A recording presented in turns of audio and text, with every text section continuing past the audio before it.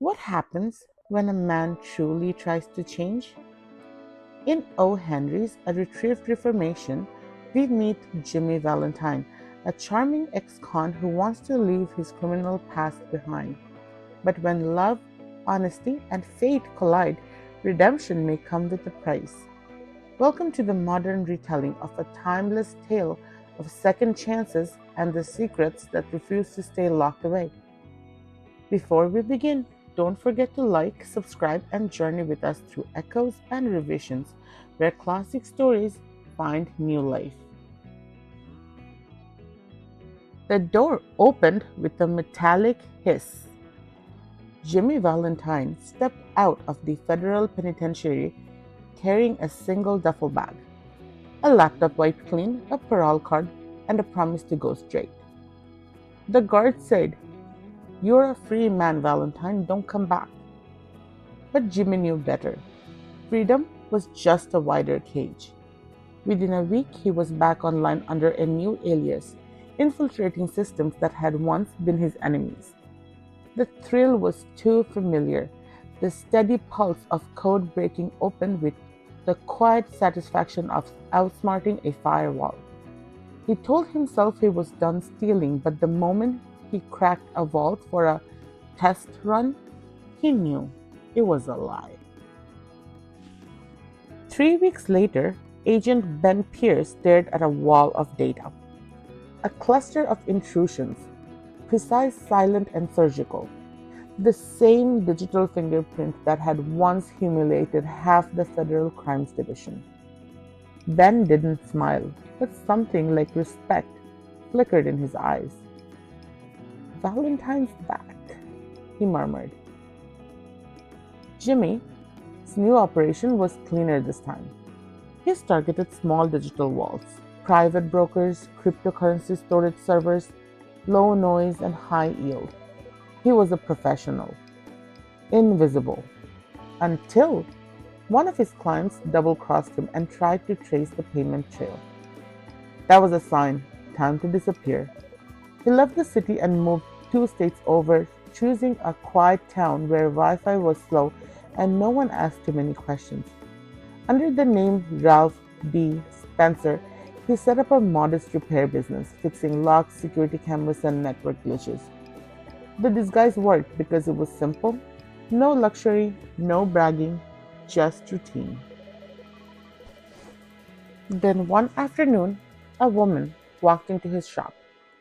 Annabel Adams, bright, self-assured, carrying the kind of calm that came from never doubting herself.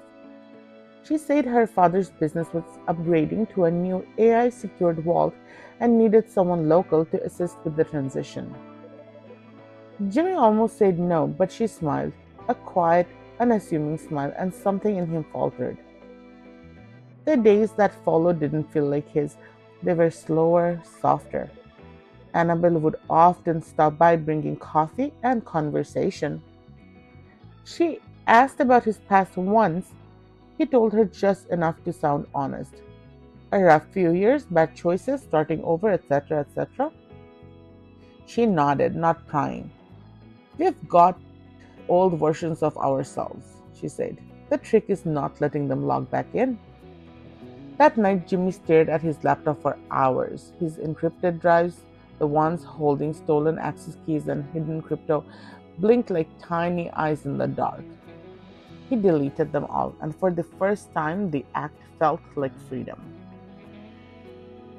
By spring, he and Annabel were inseparable. His father, Mr. Adams, liked Ralph Spencer, dependable, modest, with a knack of solving problems, and overall honest. When he proposed to Annabel, she said yes. The engagement made local news. It also reached Agent Ben Price's desk. Ben read the headline: "Local businessman's daughter engaged to local tech specialist Ralph D. Spencer," and knew instantly, somehow, who Ralph really was. "Congratulations, Jimmy," he muttered. "Let's see how reformed you really are." The day of the vault demonstration was meant to be a celebration. Mr. Adams invited local officials and journalists to see his business's new pride, a fully automatic vault with biometric locks. Jimmy was there to assist with the setup, standing behind the console as the system hummed to life. Annabelle's niece, a curious 6-year-old, hovered close by, fascinated by the glowing display. And then, a sharp click. The child's laughter cut off. The vault doors sealed shut.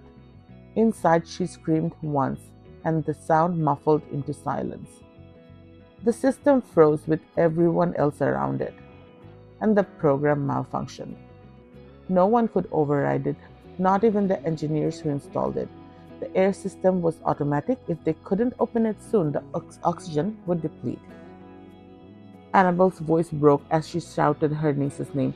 Her father yelled for help, his hands trembling.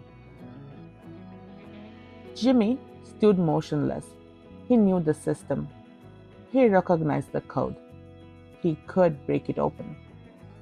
But to do so meant using his old methods, the ones that would expose his real identity. He looked at Annabelle, her face pressed against the steel door. And in that moment, Jimmy Valentine, thief, liar, disappeared. He grabbed a terminal and plugged in his own computer. Lines of code appeared. Jimmy started typing. Firewalls fell. Encryption loops snapped. The console blared warnings, but his fingers didn't stop. Every command left behind a trace. Every keystroke, a confession. Almost there, he whispered. The final barrier dissolved. The vault released with a deep metallic groan. Air rushed in, and the child stumbled out, gasping, crying. Annabelle caught her in her arms, sobbing into her hair. And Jimmy just stood there still, his face pale under the glow of the monitors, because he knew what came next. Through the crowd stepped Agent Ben Price. He didn't say a word, just looked at Jimmy, or Ralph, with an expression that wasn't quite triumph. Jimmy exhaled. "Guess you finally caught me," he said quietly. Ben stared at the girl, safe in her aunt's arm, then back at Jimmy, whose hands were steady but eyes haunted. After a long silence, Ben just nodded and said, "Guess you have mistaken, Mr. Spencer," and turned away.